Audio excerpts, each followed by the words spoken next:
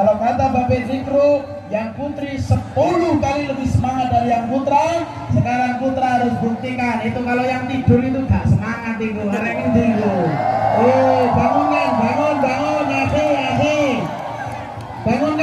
Bangunkan, kasihan dia.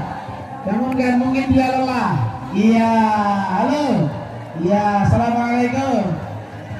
Oke, tahiyat bersama. Kurang kompak, tahiyat bersama. Tahiyat bersama.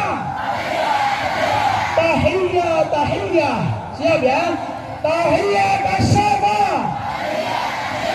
Cek, yang putri dulu biar yang putra panas. Sama. Tahiyat bersama. Sama. Sekali lagi, keluarkan suaranya. Tahiyat bersama. Ya, yang bersama. Ya, kalau suara tidak bisa dibandingkan, tapi semangat berani diadu, betul? Yang putri siap beradu suara, enggak, tapi semangatnya siap diadu, betul? Kurang kompak, betul? Coba, tahiyat bersama. Tahiyat bersama. Ya, semuanya luar biasa.